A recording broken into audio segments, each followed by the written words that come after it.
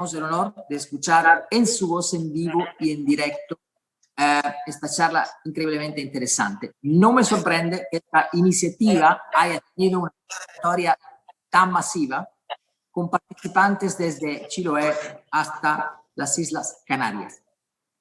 Agradezco muchísimo la coordinación del posgrado del Instituto de Historia UC, la Dirección de Investigación y Posgrado de la Facultad de Letras, de la Vicerrectoría Académica UC, y en modo particular agradezco a los profesores María Montt y Rafael Gaune, profesor Claudio Rolle, y por supuesto, gracias, caro profesor Carlo Ginzburg, por honrarnos con su presencia hoy, 2 días después del Día de Italia, de la fiesta de la República Italiana, que honramos también acá en Chile con un programa digital de muchas horas y un cuento de la Divina Comedia. Muchas personas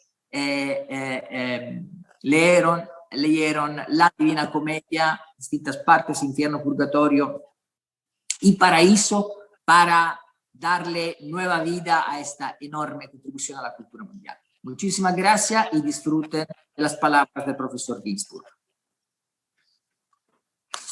Prima di tutto, grazie. En primer lugar, muchas gracias. Muchas gracias al embajador Mauro Battocchi. Muchas gracias al Instituto de Historia, a la Pontificia Universidad, al Fondo de Cultura Económica. Gracias a María Montt, a Rafael Gaune y a Claudio Rolle.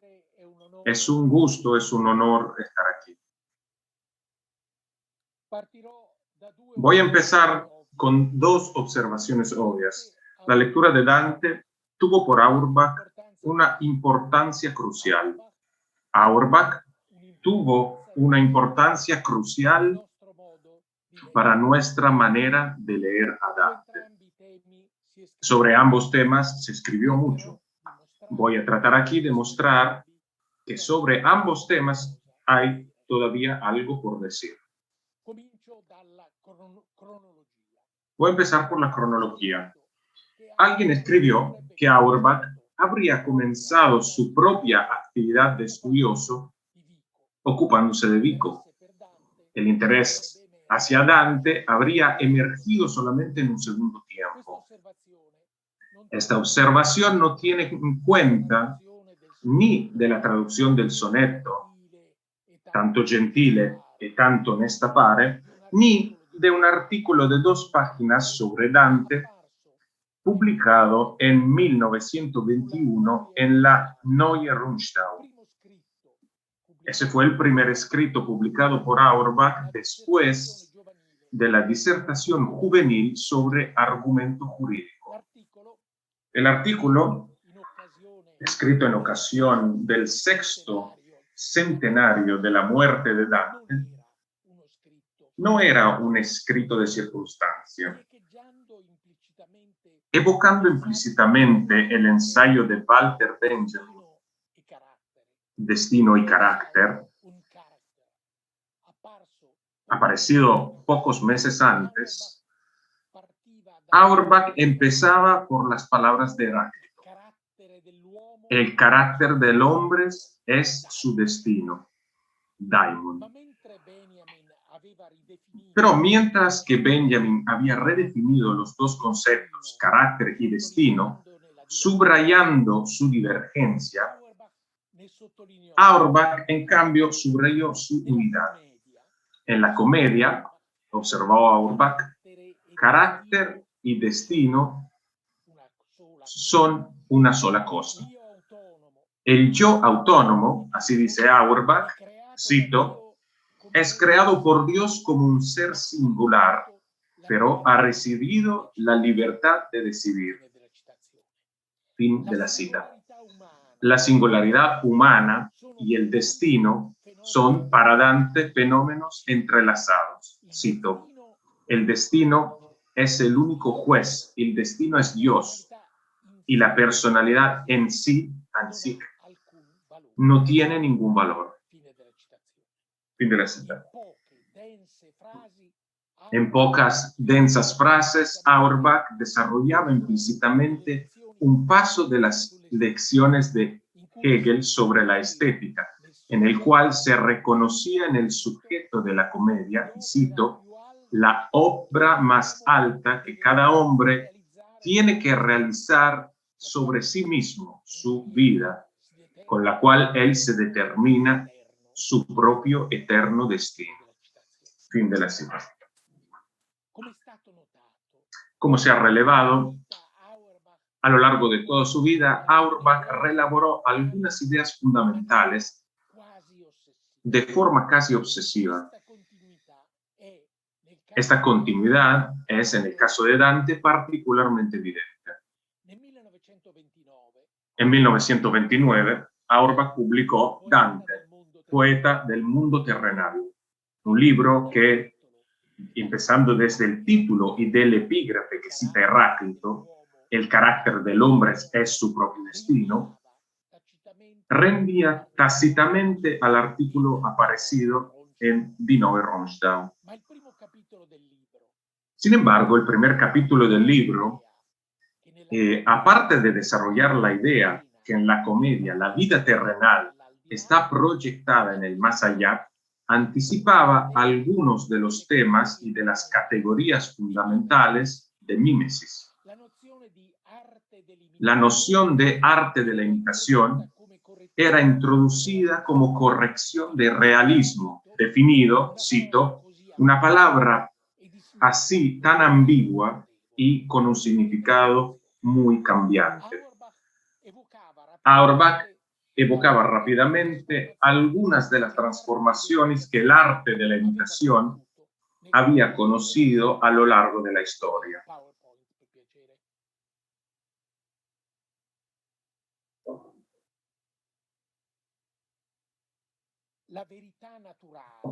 La verdad natural, la auténtica mímesis de una escena homérica, como puede ser el encuentro de Ulises y Nausicaa, no se basa para nada en la aguda observación de casos cotidianos, sino sobre la idea a priorística de la esencia de las dos figuras y del destino que les corresponde. A todo eso Auerbach oponía el núcleo histórico del cristianismo, es decir, la crucifixión de Cristo y los eventos a esa conectados que superan por incredibilidad y por la amplitud de los contrastes aquí comprendidos toda la tradición antigua, sea esa mítica que pragmática. Y desarrollando una hipótesis formulada por Harnack, Auerbach observaba: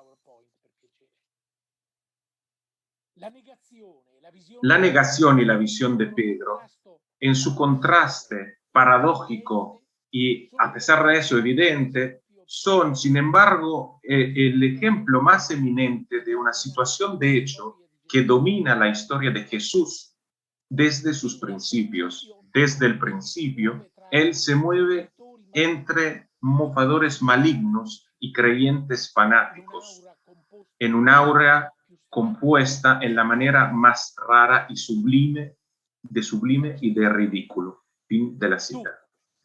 Ahora bien, uno de los temas fundamentales de mímesis, es decir, los evangelios como violación, transgresión de la jerarquía clásica de los estilos, tiene sus raíces en la lectura de Dante.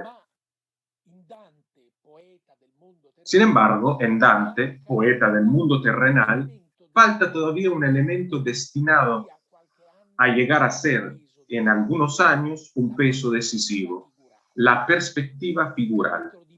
En el capítulo de mímesis dedicado a Dante, la emergencia de este tema se registra con un tono objetivo, despegado. Auerbach, de la misma manera que el amadísimo Pascal, pensaba que le moi est haïssable, el yo es odioso. Auerbach nunca hubiera subrayado la conexión obvia, aunque no demostrable, entre figura, el ensayo que él publicó en 1938, y el trauma de la emigración. Como judío, Auerbach había sido rechazado de las universidades alemanas, pero las circunstancias biográficas, como siempre, no explican las características que al final de la cuenta son impredecibles de las obras. Se ha relevado muchas veces que un judío asimilado como Auerbach toma conciencia de su propia identidad judía a través de las persecuciones raciales. Karl Löwit, que era también profesor de la Universidad de Marburg, pasó a través de una experiencia parecida. A la persecución antisemita, Auerbach respondió sumergiéndose en el estudio de las maneras en que los cristianos leyeron en el medioevo la Biblia judía, interpretándola como figura y al mismo tiempo prefiguración y verdadera profecía del Nuevo Testamento. Auerbach, si no me equivoco, nunca subrayó que la verdadera profecía era una inversión evidente de la realidad histórica, es decir, del hecho que una serie de fragmentos procedentes de Isaías y de los Salmos contribuyeron de forma crucial a moldear, o más exactamente a generar, el relato evangélico de la infancia y de la pasión de Jesús. Claro es que Auerbach no tenía ninguna necesidad de subrayar esta inversión, en cuanto él tenía como objetivo solamente analizar la manera en que los cristianos habían leído la Biblia en la Edad Media. Su silencio habría tenido otro significado en el caso en que él hubiese identificado en la perspectiva figural no solo un tema de investigación, sino un instrumento de análisis. En otras palabras, una categoría no solo émic, sino ética, para usar la útil distinción formulada por Kenneth Levine. La eventualidad que he mencionado está al centro de la interpretación propuesta por Hayden White en su ensayo Auerbach Literary History, Figural Causation and Modernist Historicism. Causalidad figural y historicismo modernista. Por un lado, White admite que la lectura figural es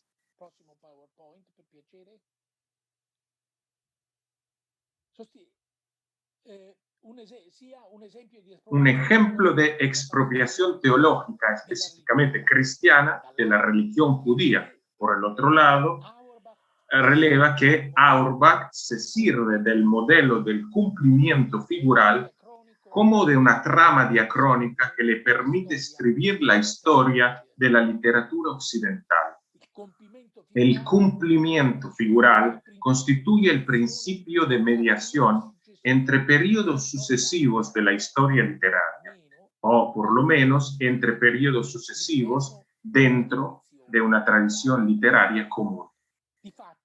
De hecho, se podría decir que para él, Auerbach, lo que constituye la tradición en cuanto tal es la relación figura, cumplimiento, figura.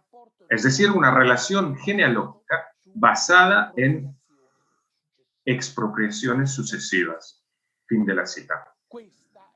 Esta expropiación estética explicaría, según White, el hecho de que Mimesis, aún presentándose como una, cita, historia de la representación de la realidad en la literatura occidental, sea un ejemplo de historicismo claramente modernista. Ahora bien, observa White, cita, en el modernismo, la literatura se manifiesta como una forma de escritura que de hecho trasciende las antiguas contraposiciones entre dimensión literal y dimensión figurativa del lenguaje, entre discursos basados en hechos y discursos basados en la invención. Fin de la cita. Estamos frente a un retrato intelectual de Auerbach o a un autorretrato de Hayden White. White probablemente rechazaría la pregunta como irrelevante. Republicando su propio ensayo sobre Auerbach en una recolección intitulada Figural Realism, Studies in the Mimesis Effect, Realismo Figural, Estudios sobre el efecto mimético, White plantea que, cita, la teoría, siendo intrínsecamente conjetural y deliberativa, no puede ser sometida a criterios de falsificación basados en los hechos. Fin de la cita. Aquí no puedo detenerme en la convergencia paradójica entre la definición de teoría propuesta por Aidan White, que se considera de izquierda, y la tesis avanzada por los fundamentalistas cristianos, según la cual en las escuelas americanas se debería enseñar contemporáneamente el evolucionismo y el creacionismo. Pero Auerbach, que a diferencia de White, creía junto con Vico en la convergencia entre verum y factum, habría tomado la referencia a los hechos muy en serio.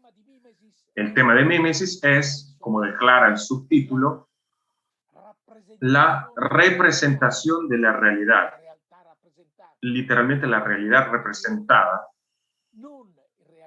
y no el realismo, como suena lamentablemente la traducción italiana. Sin embargo, al centro del libro no está el realismo figural, sino, y citando nuevamente a Auerbach, cita, la contraposición entre las dos tradiciones, la antigua, que separa los estilos, y la cristiana, que los mezcla. Fin de la cita. Para Auerbach, Dante representa la expresión suprema de la mezcla de los estilos, Filmischung, contrapuesta a la separación de los estilos. Una antítesis que aparece más tarde en la contraposición entre Shakespeare y Racine. En el epílogo se afirma que estas dos ideas, junto a la perspectiva figural, son las ideas sobre las cuales el libro fue construido. En ningún momento, por ende, la perspectiva figural se propone como el principio fundante de mímesis. Esta conclusión no perturba en lo más mínimo ni el valor intrínseco de figura, que es muy alto, ni su importancia en la obra total de Auerbach. Pero sobre ese último punto es útil poder decir algo más. Auerbach estaba convencido que la perspectiva figural, que había moldeado en profundidad la lectura de la Biblia en el medioevo, había inspirado también el apogeo de la civilización medieval, es decir, la comedia. En ella escribió Auerbach en el ensayo de 1938, cita, las formas figurales son preeminentes y decisivas para toda la estructura del poema. Fin de la cita. Una afirmación ejemplificada por personajes como Catonio Ticense, Virgilio y Beatrice. Auerbach llamó la atención sobre esas páginas en el capítulo de Mímesis dedicado a Dante.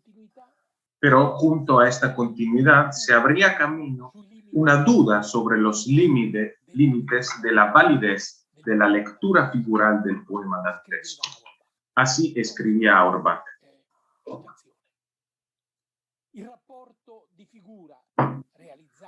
En la relación de figura realizada, en la cual están los muertos de Dante con su propio pasado terrenal, se esclarece en la mejor manera en aquellos casos donde no se realiza solamente el carácter, sino también una significación ya reconocible en la figura terrenal.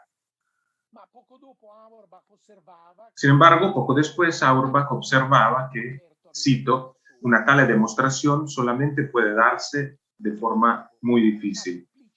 La motivación que deja implícita es evidente. Gran parte de los personajes de Dante existen para nosotros solamente a través de la comedia.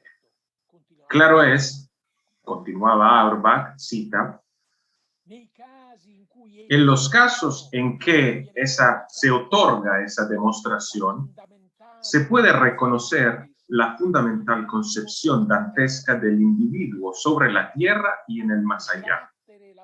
El carácter y la función del hombre tienen su lugar preestablecido en el orden divino, que en la tierra es figurado y en el más allá es realizado. Fin de la cita. Pero este homenaje al tema central de su ensayo juvenil, inspirado por Hegel, la unidad de carácter y destino dentro de la comedia, daba espacio en la conclusión del capítulo a una distinta conclusión, aún formulada siempre en un lenguaje hegeliano. La obra de Dante ha realizado la esencia figural cristiana del hombre y realizándola la destruyó.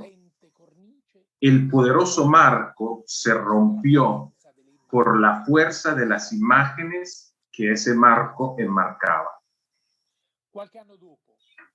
Algunos años después, en el ensayo Motivos tipológicos de la literatura medieval, Auerbach hizo un paso más allá, tomando cautamente las distancias de la posición elaborada en los años antecedentes. La perspectiva tipológica o figural, escribió, no es la única, sino uno de los muchos modos posibles para buscar la comprensión de Dante. Fin de la cita. Voy a tratar de demostrar que uno de estos modos posibles, es decir, un camino alternativo a la lectura figural de la comedia, se encuentra escondida en los escritos de Auerbach. Voy a tratar de traerla a la luz. Voy a empezar con la disertación que Auerbach publicó en 1921, titulada Sobre la técnica compositiva del relato en Francia y en Italia. Al final de la introducción, Auerbach vuelve a hablar de Dante, al cual había dedicado el breve artículo aparecido en ese mismo año. Desde el punto de vista del contenido, observó Auerbach, el relato parece vinculado a géneros medievales como el exemplum, il fabliau, il lai, en la novela Cortés, pero desde el punto de vista de la forma, sea esa interna que externa, el relato nos aparece como, cito, una creación original de Renacimiento, justamente la edad inaugurada por Dante. En la sustancia, uno de los muchos efectos de su espíritu. Fin de la cita.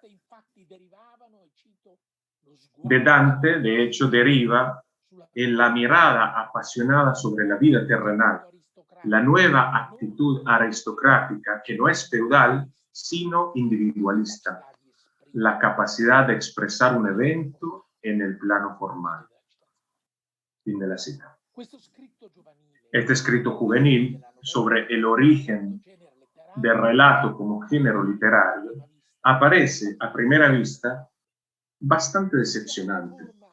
En el plano de la forma, el listado de elementos psicológicos, sociológicos y estilísticos que estarían vinculados a la personalidad de Dante resulta genérico. En el plano del contenido, la hipótesis que tiene que ver con el nexo entre exemplum, fabliau, lai y relato es argumentado de forma insuficiente. Sobre todo, la oposición entre forma y contenido aparece rígida y artificial.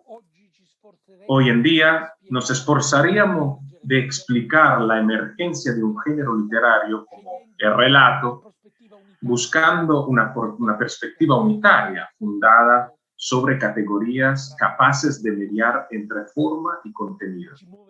Nos moveríamos más bien en dirección de la morfología, que seguramente no es una idea reciente. En ese mismo año, 1921, se publica una nueva traducción alemana del Decamerón, editada por Albert Wesselski, acompañada por una amplia introducción de André Jolles. En ella, Jolles subrayaba la importancia por el relato de formas sencillas, simples, como, cito, el refrán, la adivinanza, el lema, el tratado de ironía, Witz, y muchas otras. Fin de la cita. Por razones cronológicas, Auerbach no pudo tomar en cuenta las observaciones de Jolles y viceversa. Sin embargo, algunos años después, Auerbach hubiese podido leer el libro que Jolles anunciaba implícitamente en la introducción al Decamerón. Formas sencillas. Aparecido en 1930 y después olvidado, Forma sencilla fue redescubierto a principios de los años 70. Existen traducciones en distintas lenguas. Dos de los capítulos más brillantes de este libro, hoy en día justamente famoso, tratan, a partir de un punto de vista rigurosamente morfológico, de formas simples cercanas al relato, el caso, casus, y lo memorable. En el capítulo dedicado al caso, se mencionan rápidamente el Exempel y el Beispiel. En las huellas de una aguda indicación de Hans-Jörg Schäfer, uno tiene la tentación de combinar la perspectiva morfológica de Jolles y la perspectiva histórica de Auerbach, explorando las conexiones morfológicas e históricas entre los elementos de la configuración que hemos visto delinearse poco a poco. El Exemplum, el poema de Dante, el relato. Exemplum es un término ambiguo que denota dos tradiciones distintas, aunque quizás también entrelazadas. Por un lado, una tradición pagana, ejemplificada por Valerio Masco, basada en hechos y dichos ejemplares de hombres famosos. Por el otro lado, una tradición cristiana, transmitida a través de prédicas o de conjunto de exemplas destinadas a los predicadores, basados en hechos o dichos atribuidos a hombres y mujeres, muy a menudo oscuros, que aparecían a los vivientes para amonestarlos, describiendo su propia condición ultraterrenal. Estas dos tradiciones, aun cuando muy distintas, tenían un elemento común. Ambas se basaban sobre nombres propios, famosos o oscuros, que demostraban la autenticidad y por lo tanto la reconocida importancia del exemplo. Los nombres propios de personas y, menos frecuentemente, de lugares pueden ser considerados como una característica específica, aunque no siempre presente, del exemplum como género. Vamos a intentar acercarnos a la comedia siguiendo esta pista, esta huella. En uno de sus últimos escritos, Gianfranco Contini se detiene en la importancia crucial de nombres propios de personas y de lugares en la comedia. ¿Es posible servirse de nombres propios para responder a la pregunta recurrente que nunca encuentra una respuesta adecuada sobre el género o subgénero literario en el cual encajaría la comedia? Como relevó Alessandro d'Ancona en un estudio pionierístico, la comedia parece a primera vista poder derivar a textos medievales que describen bajo forma de visión el viaje en el más allá y las alegrías y los dolores del más allá cristiano. Pero se trata de una semejanza superficial. Una diferencia sustancial llama la atención. En esas visiones, el más allá es populado por muchedumbres de almas sin nombres, Dante, en cambio, nombra a todas las almas con las cuales habla, empezando por Francesca da Rimini. Y además, llegando al final del Purgatorio, en un fragmento dramático, el poeta Dante nombra al personaje Dante, disculpándose de eso justo después. Dante comparte las emociones de las almas, discute con ellas, abraza una, golpea a otra. El odio, una de las fuentes de inspiración más potentes de su poesía, implica necesariamente nombres propios. La relación íntima, personal, entre Dante, poeta y personaje, y las almas del ultratumba es uno de los elementos que hacen de la comedia, como los lectores más perspicaces entendieron inmediatamente, una obra única y de difícil clasificación. Sin embargo, una clasificación provisoria se puede intentar. Tratando de aproximarse, formularía la hipótesis que el poema de Dante se pueda colocar en la intersección de dos tradiciones distintas: las visiones del ultratumba y los exempla. Pero hay algo que precisar, hay algo descontado. En el marco del poema, el exemplo perdió sus normales connotaciones moralistas. Ulises, castigado en el círculo de los fraudulentos, llega a ser el símbolo de la sed humana de conocimiento.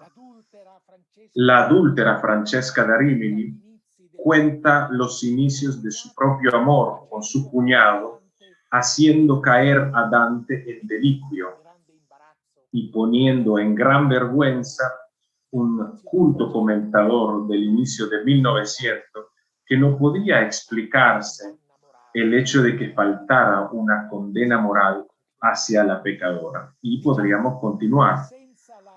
Vamos a decir que sin la reinterpretación de los exempla hecha por Dante, el relato como género literario nunca hubiese emergido. Esta frase evoca deliberadamente una frase de Mimesis. Cita: sin la comedia, el Decamerón no hubiese podido ser escrito. Fin de la cita. Boccaccio, sigue Auerbach, aprendió de Dante la capacidad de capturar el mundo de los fenómenos, cita, en toda su complejidad, para poderlo después reproducir en un idioma flexible y expresivo. A través de la fuerza de Dante, que hizo posible retratar todas las muchas figuras humanas que se manifiestan en su obra, Farinata y Brunetto, Pia de Tolomei y Sordello, San Francesco y Cacciaguida, haciéndolas emerger de su condición particular y haciéndolas hablar cada una en su propio idioma, llega a ser posible para el Boccaccio hacer lo mismo para Andreuccio y el monje Cipolla o su siervo, para Chapelletto y el panadero Cisti, para Doña Lisetta y Griselda. Fin de la cita. Como se puede ver, Auerbach entendió la importancia decisiva de los nombres propios, tanto en la comedia como en el Decamerón. Pero se fijó también que tal paralelismo implica una profunda discontinuidad. Cita: la unidad figural del mundo terrenal se rompió en el momento en que, en la obra dantesca, conquistó el pleno dominio de la realidad terrenal. Boccaccio, en el momento en que quiere representar la entera y compleja realidad trágica de la vida, renuncia a la unidad del todo. Para mostrar esa divergencia, Auerbach subraya el modo distinto en que Dante y Boccaccio enfrentan el tema del eros. Próxima cita.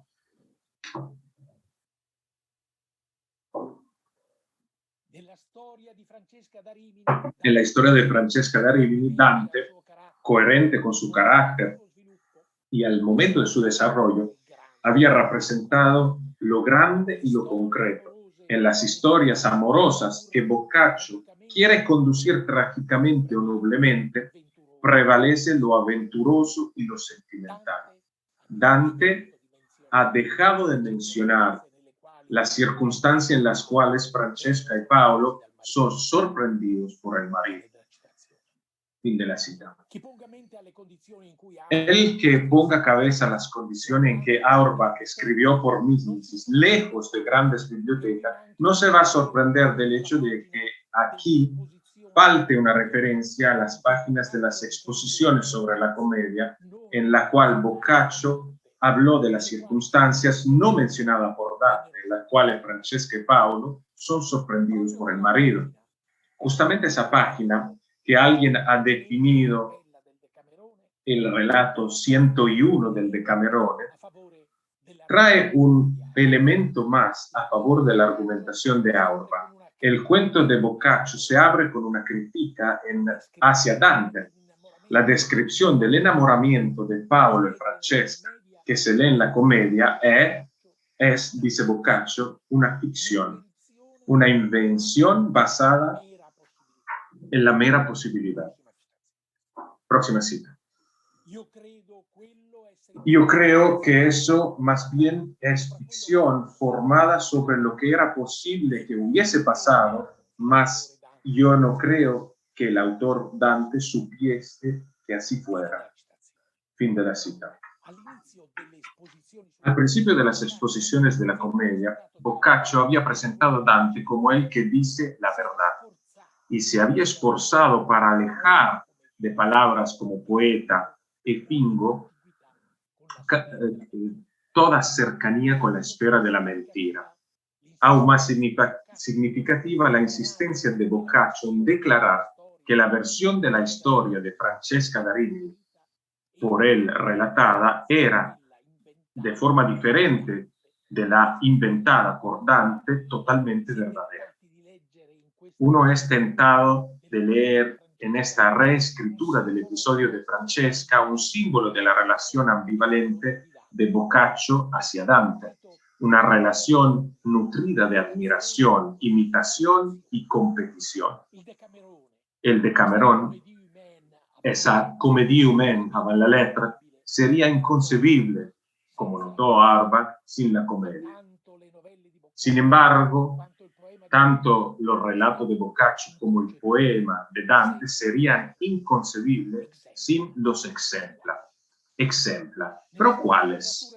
En su literatura europea y medioevo latino, Ernst Robert Curtius habló largamente de la importancia de los exempla en la comedia, pero desde una perspectiva muy distinta y mucho más cercana de la que hemos hablado acá. El capítulo de Dante sobre el libro de Curtius comprende dos párrafos distintos, uno destinado a las figuras ejemplares procedentes de la mitología pagana, del Viejo y Nuevo Testamento y de la historia romana. El otro a los personajes de la comedia, por la mayoría de las partes no conocidos o muy poco conocidos y procedentes de la historia contemporánea. Curtius no relevó que la presencia de esos personajes, que también a su manera eran ejemplares, reenviara a la tradición del exemplum cristiano. Pero hay algo más. La misma idea del viaje en el más allá circulaba en aquel entonces como ejemplo. Un franciscano irlandés que hacia mitad del siglo XIII encontró en París Bonaventura da Bagnoregio, conocido después como San Bonaventura, escribió una recopilación de exempla destinada a los predicadores. En la segunda parte, dedicada a las alegrías del paraíso, se lee un ejemplo de alrededor de 20 líneas intitulado De visione Josafat.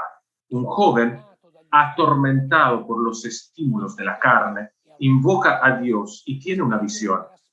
Se ve transportado en el más allá por algunos hombres venerables, a quibus dam viris venerabilibus raptum. Ve los tormentos del infierno y las alegrías del paraíso. Aquí él quisiera detenerse para siempre, pero una voz lo amonesta. Él lo logrará solamente después de muchos esfuerzos. Una nota marginal del manuscrito señala la fuente del ejemplo, la versión latina de la vida de Barlaam y Josafat. Se trata de un anillo de una larga cadena de traducciones y reconstrucciones en griego, en georgiano, en árabe, que, recorrida al revés, conduce a una vida de Buda. No sabemos si Dante haya conocido ese ejemplo en una versión cualquiera, pero no parece arriesgado afirmar que tanto el marco como los muchos episodios de la comedia, que es un poema basado en el viaje en el más allá de un individuo al mismo tiempo único y ejemplar, estén basados en una profunda reelaboración del exemplum como género, en su dúplice versión, pagana y cristiana. Esta hipótesis relabora ideas y observaciones procedentes de los escritos de Erich Auerbach y de Ernst Robert Curtius. Las relaciones personales y científicas entre los dos estudiosos fueron complejas. En el seminario de Princeton de 1949, al cual ambos participaron, Curtius se dirigió a Auerbach de forma agresiva, quizás incluso arrogante, para complicar ese diálogo entre el judío forzado al exilio y el no judío que había elegido las migraciones internas y sus inevitables concesiones. Se agregó una profunda divergencia de enfoque. En la reseña puntual y quisquillosa a literatura europea y medioevo latino, Auerbach se fijó la falta de referencia a su propio ensayo figura, advirtiendo que se trataba de un trabajo escrito a Estambul y por lo mismo insuficiente desde el punto de vista de la erudición y de la información bibliográfica. Pero en el caso de Curtius, obviamente, no se trataba de ignorancia bibliográfica, sino de silencio voluntario, deliberado. Su interpretación del personaje de Beatrice ignoraba su dimensión figural, un límite, observó Auerbach, debido a un más general, cito, malentendido de la tradición hermenéutica cristiana en su dimensión histórico-literaria. Fin de la cita. Era una crítica que apuntaba al corazón del proyecto de Curtius. Curtius había implícitamente dejado caer un posible diálogo sobre la noción de perspectiva figural. El otro diálogo posible, alrededor del ejemplo ni a sus implicancias, ni siquiera empezó.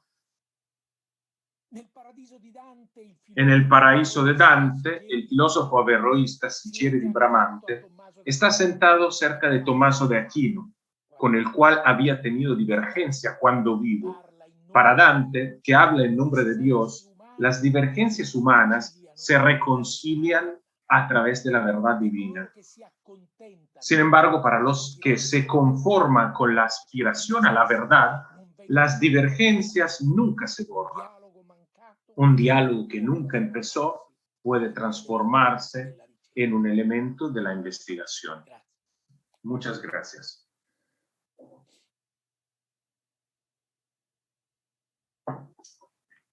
Muchas gracias, profesor Ginsburg. Es muy impresionante escucharlo. Quisiera partir con las preguntas.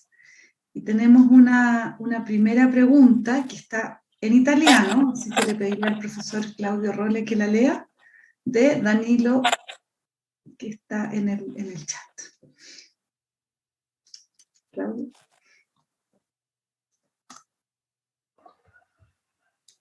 Grazie Carlo, cerco di trasmettere la domanda, ecco, però non riesco a trovarla. Vediamo se... Ecco.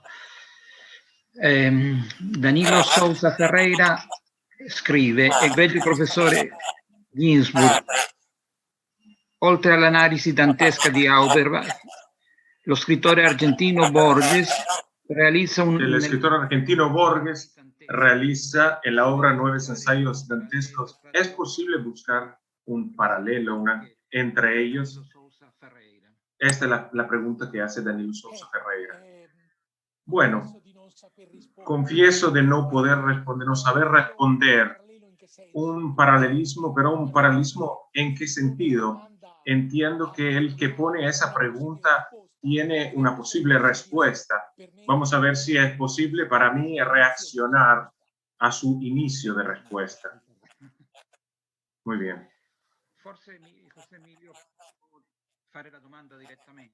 Quizás José Emilio puede hacer la pregunta directamente. Gastón, devi aprire il microfono. Aspetta, ecco. ¿Se oye? ¿Sí? ¿Se oye? Sì, sì.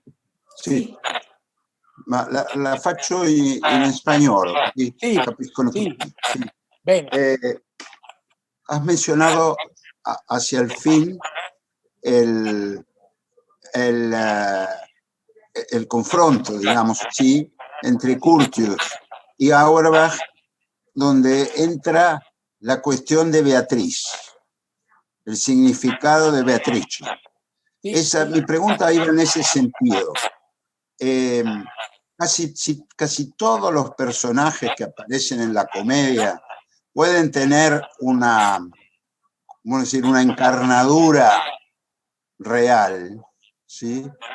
Que como nombre propio, son todos nombres propios. ¿Qué pasa con Beatrice Portinari como nombre propio? Creo que ella nunca puede desprenderse de su carácter alegórico. En este sentido, si así fuera, quizá Boccaccio también se encontraría hacia el fin de Cameron en ese dilema, porque Griselda es un personaje imposible en el mundo terreno. Sí. En ese sentido va la pregunta. ¿Dónde la colocamos a Beatrice Portinari? Sí. En este tan convincente argumento tuyo sobre la terrenalidad finalmente de todos los nombres propios de la comedia. Beatrice sería el único que no, ¿o sí? Sì, io dico bella domanda. Sí, yo digo, muy buena pregunta, y yo digo que sí. Y digo que sí porque al final del Purgatorio, Beatriz se dirige a Dante y lo nombra, llama su nombre. Ese es el único momento del poema en que Dante se le llama por nombre. Es decir, donde el poeta evoca el personaje y los dos se entrelazan. Ahora bien, esa es una irrupción, como diría Auerbach, de la vida cotidiana. Entonces el diálogo entre Beatriz y Dante le dice. Entonces después Dante, el poeta, se disculpa. Dice, sí, bueno, yo me nombré a mí mismo, pero fue una necesidad. Entonces vuelve el poeta después de esa irrupción de lo cotidiano. Entonces es un unicum. Y ahí el que pone la pregunta es al mismo tiempo Beatriz, Beata y Beatrice Portinari. Per quanto riguarda Griselda. Y por lo que concierne Griselda, y bueno, ahí es difícil. Ahí es difícil porque está claro que el marco ultraterrenal en el caso del Decameron no existe.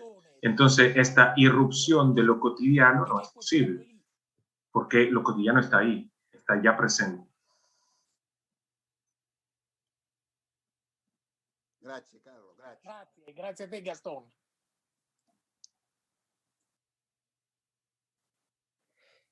Hay dos preguntas que... ¿se escucha bien? Sí. Una pregunta de Miguel Sergio Salvador, que quiere saber, Carlos, la relación entre Dante, el personaje literario como el autor, como hombre mundano, y el paraíso. ¿Cuál es la trascendencia de su estadía ante la divinidad? Io qui, diciamo... Bueno, aquí yo voy a contestar volviendo al tema que yo he evocado anteriormente, es decir, la relación entre Dante poeta y Dante personaje. Ahora bien, este tema para un lector italiano está asociado al nombre del más grande estudioso de Dante en Italia y uno del más grande en el mundo en el siglo XX, es decir, Gianfranco Contini. Ahora, bien, descubrí algunos años atrás, con sorpresa, que ese tema, exactamente en los mismos términos en que ha sido formulado por Contini, había sido formulado por Leon Spitzer. ¿Qué significan los mismos términos? Es decir, Spitzer, antes que él, y el mismo Contini, hablan de la relación entre el poeta y el personaje a través de un filtro, que es un filtro literario del siglo XX, y es Proust, para subrayar la distancia. Porque Proust dice en una carta, hablando de la recherche,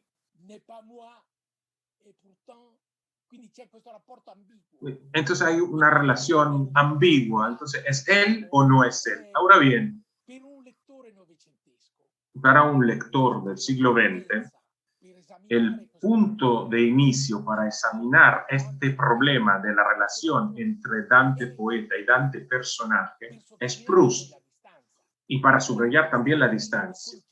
Ahora, curiosamente, Contini, que admiraba mucho a Spitzer, que escribió un ensayo muy lindo cuando Spitzer murió, titulado La tumba de Leo Spitzer, pero el ensayo es en italiano. Curiosamente, cuando habla de ese tema, no cita a Spitzer. Pero bueno, yo entiendo que para un lector del siglo XX tiene sentido empezar desde Proust, pero obviamente para subrayar la distancia. Es nuevamente la relación émico-ética.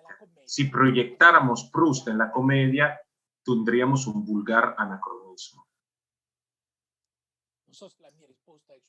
No sé si mi respuesta es suficiente. Muchas gracias. Hola, yo voy a hacer ahora dos preguntas. Una de Dante Alberto Alcántara Bujorge, quien dice: gracias, profesor, y pregunta: ¿qué interpretación hace Auerbach de lo que parece ser la comunicación de una experiencia mística en algunas secciones del texto de Dante? Quisiera también hacer ahora la pregunta de Susana Rodríguez, quien también da las gracias por la conferencia, y pregunta si es posible leer la Divina Comedia sin conocer el contexto histórico. Gracias. Grazie per le due domande. Muchas gracias por las dos preguntas. Yo diría que Auerbach no reacciona al elemento místico en cuanto tal, sino como elemento filtrado en la poesía. Aquí yo no quisiera proyectar mi experiencia, mi impresión, que es justamente esa, pero para mí Auerbach ve todo eso a través del Dante poeta. Y al final de la comedia, ¿no? me fijé en un ensayo, lo escribí en un ensayo sobre Dante, sobre el tema del relato dentro del relato. He relevado como justamente al final del poema, con esa visión de Dios, pero ya volvía, y aquí hay un imperfecto, ya volvía. Entonces, con eso aquí el poeta, frente a la experiencia mística, toma distancias, y digamos que la pone como en un marco, como que rueda igualmente movida, el amor que mueve el sol y las otras estrellas. Pero aquí el que habla no es el Dante personaje, que puede haber tenido una experiencia mística, sino es el poeta que habla de eso retrospectivamente. Y ese verbo imperfecto es uno de los fragmentos sublimes de la poesía de Dante. Esa es la primera pregunta. La segunda pregunta yo contestaría, bueno, digamos que para un lector italiano la lengua de Dante es una lengua que es al mismo tiempo lejana del italiano que hablamos, aunque hay unos versos como versos maravillosos, cuando la mosca cede al mosquito, que está escrito en el italiano contemporáneo. Pero es una lejanía que es una lejanía, en primer lugar, lingüística. Ahora, en una traducción, esa lejanía puede borrarse. Lo que permanece es la ideología de Dante. Y eso crea de inmediato una distancia. Con eso no quiero decir que hay que ser dueños del contexto para poder apreciar la sublime poesía de Dante, pero hay un movimiento entre las dos cosas. Es útil saber informaciones sobre el contexto para entender hasta qué punto. Pero, por ejemplo, ahí me van a disculpar, pero hay un momento maravilloso del Paraíso donde San Pedro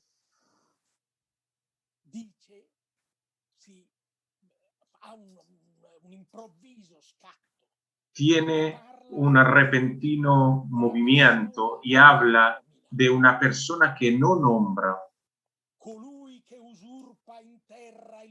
El que quita en tierra mi lugar, que se mueve solamente al cospetto del Hijo de Dios, ha hecho de mi cementerio una cloaca de la sangre. Ahora, para mí eso es uno de los fragmentos más sublimes de la poesía mundial, y esa mezcla de sublime y de ira, de odio, en relación al que quita el trono de San Pedro, Bonifacio VIII, el Papa que Dante odia, y ese pasaje con la rime de esta cosa sublime a la idea de cloaca, de la sangre y del mal olor, es justamente lo que Auerbach ha denominado en la mezcla de los estilos que deriva de los evangelios, es decir, esa mezcla de lo sublime con lo cotidiano, con lo bajo. Entonces, digamos, Jesús que se mezcla a pescadores y prostitutas. Bueno, eso Dante lo retoma y lo transforma en esos pocos versos que acabo de citar. Me parecen un ejemplo muy bueno de eso. Milena. Gracias, María. Muchas gracias, profesor Ginsburg. Le quería hacer una consulta. Usted hablaba recién sobre irrupción de lo cotidiano.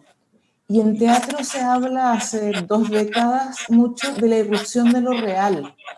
Y quería saber por qué usa el término cotidiano y cómo se podría entender en relación con esta categoría de lo real más contemporánea.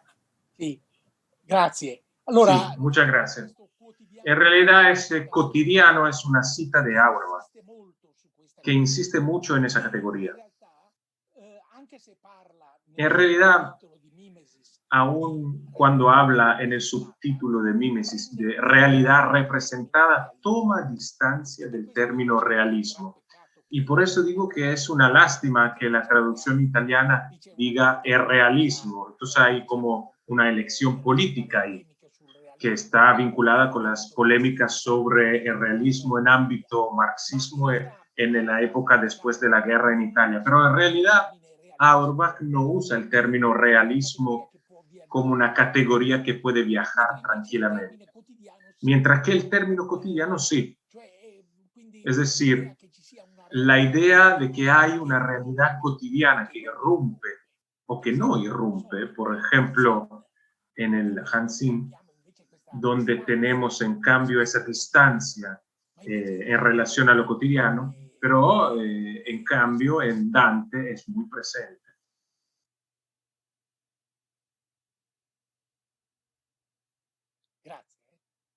Gracias. Gracias, Carlos. Aquí tenemos una pregunta que envía Joaquín Sierralta y que retoma algo que ya trataste.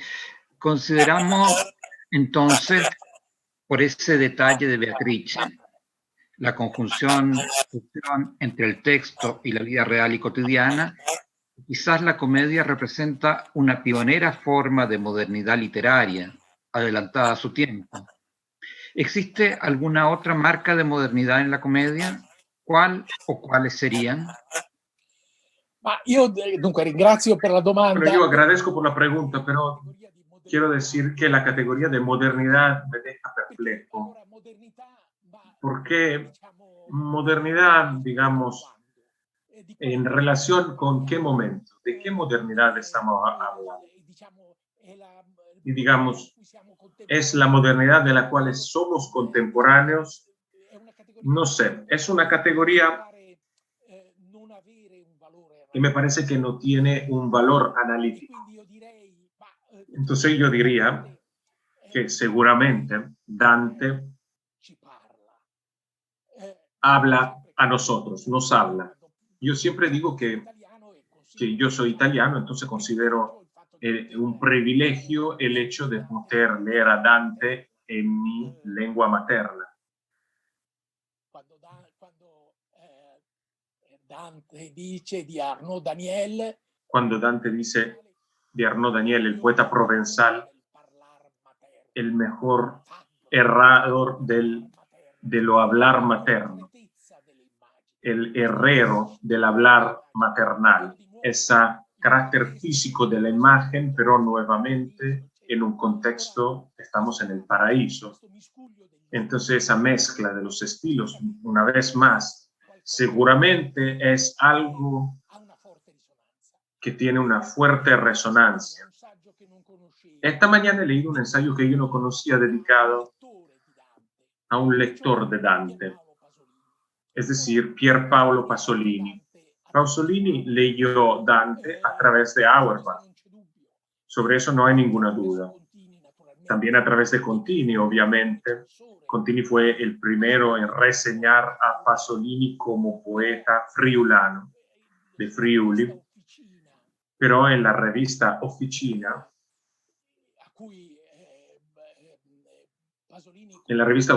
con la cual Pasolini colaboraba, Auerbach se discute repetidamente. Entonces, en ese artículo de Anna Panicali, una estudiosa que ya murió, que yo conocí y que es muy inteligente, ella hace un ejemplo al cual yo también había pensado. Es un ejemplo procedente del primer film de Pasolini, Accattone. Y en esa película, en un momento hay una lucha, una pelea, de gente popular que se pega. Entonces, cuando empiezan, de repente se escucha la música de Bach. Bueno, eso es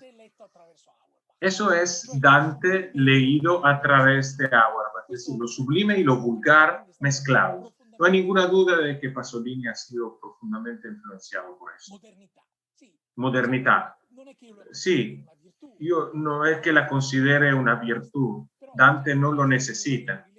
Pero entre sus muchos lectores seguramente está también Pasolini. Gracias, Carlos. ¿Te puedo hacer 3 preguntas seguidas? Sí. Sí, ok. Una de Graciela Calla que dice, ¿es posible leer una cartografía terrenal a partir de los nombres propios de la comedia? Quindi una cartografia a partire dai nomi propri di Dante? Sì, penso che sarebbe interessante. Sí, yo creo que sería interesante. Creo que sería interesante en el sentido de poder reconstruir de alguna forma los desplazamientos, no solamente los desplazamientos físicos de Dante, sino también las noticias que le llegan a él. Seguramente existe esa idea de Dante de los epitafios. Hay un verso maravilloso. Siena me hizo y me deshizo mi maremma. Es decir, una lápide, una vida resumida en un verso solo. Siena y la maremma. Dante estuvo en ambos lugares. Es probable que sí. Habrá estado en algún momento también en la maremma. Pero bueno, son esos nombres que evocan también la vida cotidiana, la vida terrenal, como dice Auerbach. Entonces creo que esa cartografía sería efectivamente interesante. Gracias, Carlos. Acá otra de Luis Manuel Quintero, que dice: Auerbach y Curtius recogen referencias a los fondos de los imaginarios franciscanos y musulmanes que subyacen como hipotexto en Dante. ¿Qué nos puedes decir en torno a esto?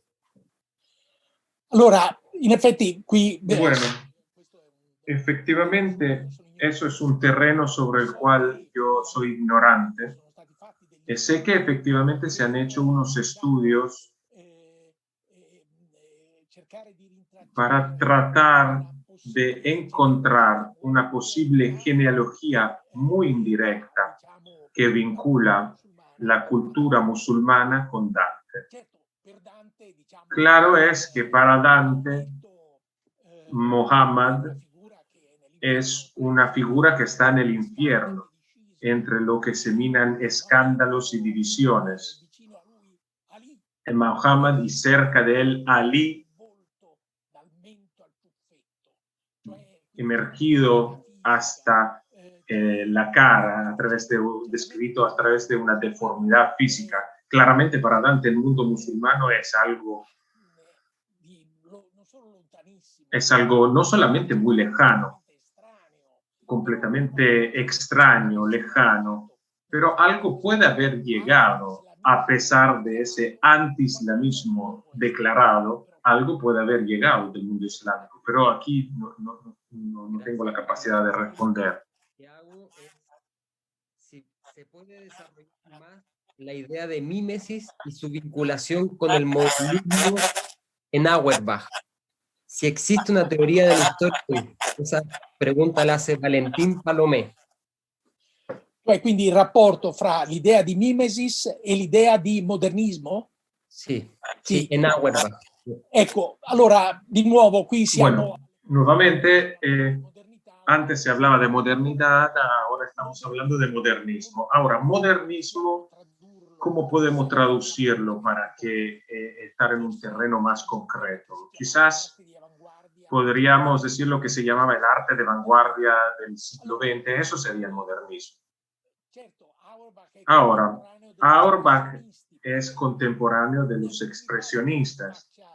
No me parece que él haga referencias al expresionismo pictórico, no recuerdo ninguno. Claro, es un contemporáneo de Benjamin. Pero digamos que Auerbach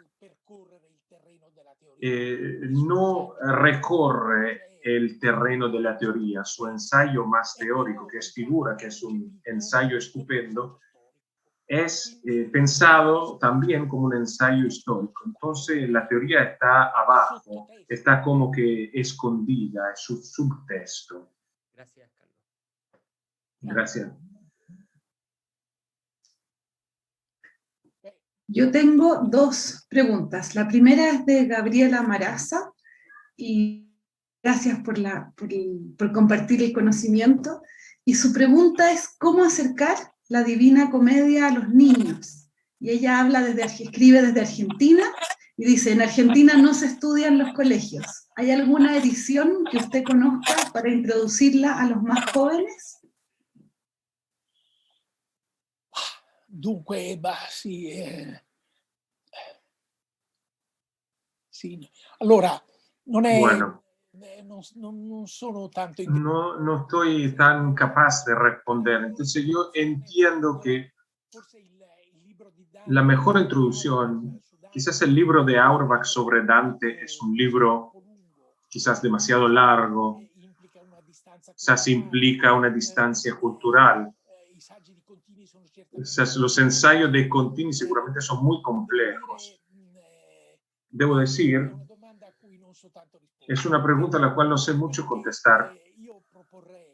Pero lo que yo propondría al que hace la pregunta es de tratar de leer la comedia y ver cuáles son los obstáculos que encuentra. Bueno, en primer lugar hay que ver en qué idioma, pero en cualquier idioma intentarlo. Ver si a pesar de todo Dante captura el lector o la lectora a pesar de todo. La segunda pregunta es de Araceli de Tesanos y pregunta si se podría establecer una relación entre la posición de Auerbach sobre la comedia como origen de la novela y la idea de Bakhtin. La novela nace cuando la risa destruye la épica y la transforma en comedia como en Aristófanes. Devo dire che non avevo pensato a questa... Tengo que decir que no había pensado en esa posible conexión. Entonces yo agradezco mucho lo que hicieron esa pregunta. Efectivamente vale la pena reflexionar sobre eso.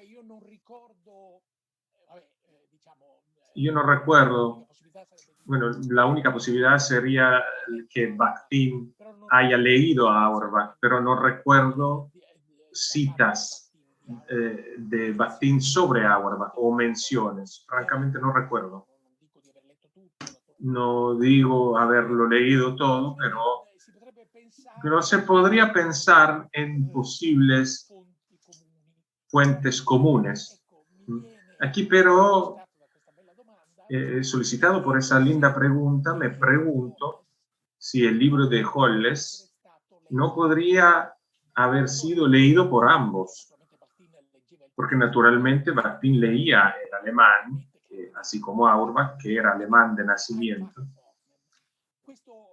Entonces, Jolles es un personaje extraordinario del siglo XX, fue en juventud amigo de Abibarbo, escribió ese libro muy lindo, Formas sencillas, se convirtió en nazi y al final de la guerra se mató.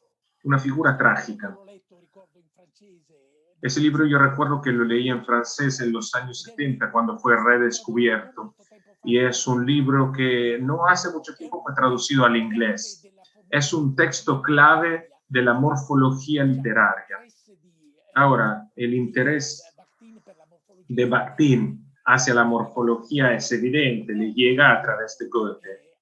Pero digamos que Jolles naturalmente también se refiere a Goethe. Pero esa posibilidad de que Jolles sea un elemento común entre Auerbach y Bakhtin existe.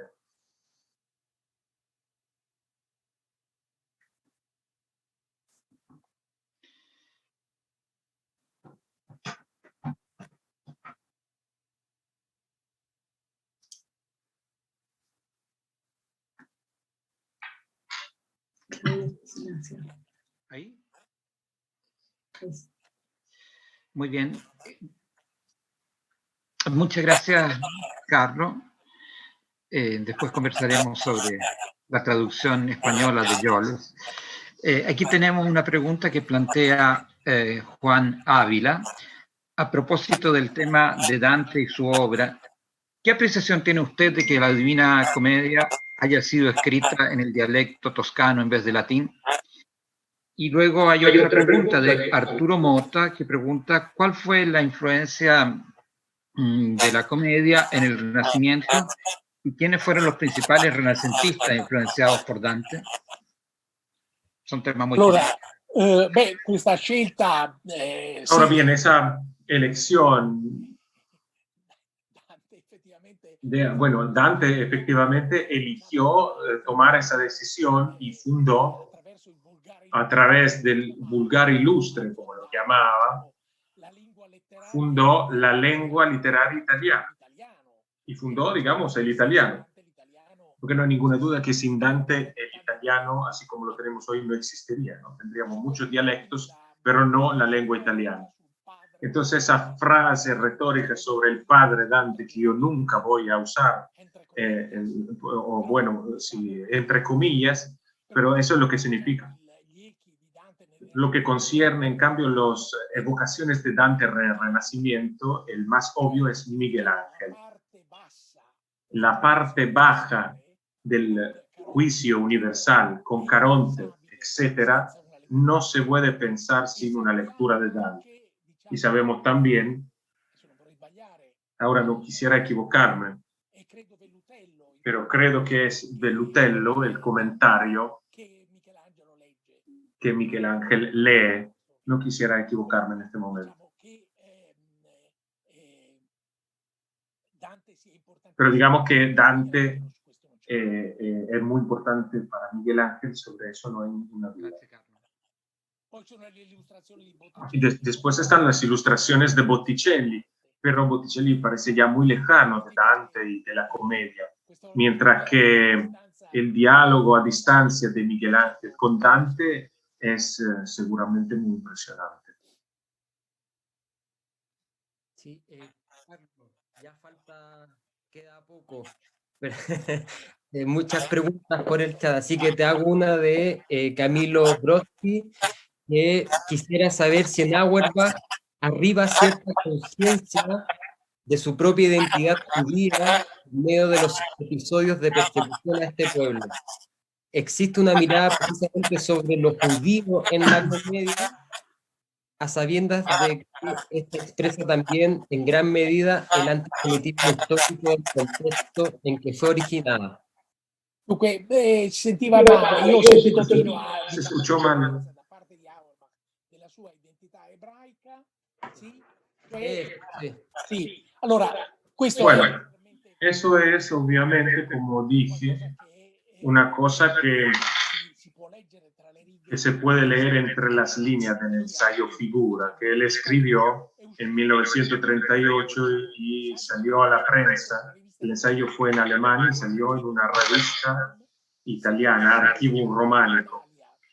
Si hubiese llegado a Italia, algunos meses después no lo hubiesen publicado, porque ya hubiesen existido las leyes raciales y racistas del régimen fascista. Entonces un judío como Auerbach no hubiese podido publicar, pero él desde Estambul manda el ensayo se publica en la primavera del 38. Después, en el otoño, llegan las leyes fascistas en contra de los judíos. Entonces él, como Karl Löwit, que es otro exiliado, digamos que los dos se conocen, se encuentran en Roma, después Löwit va a Japón al exilio y Auerbach en cambio va a Estambul. Bueno, ambos de alguna manera descubren su propia identidad judía a través de la persecución.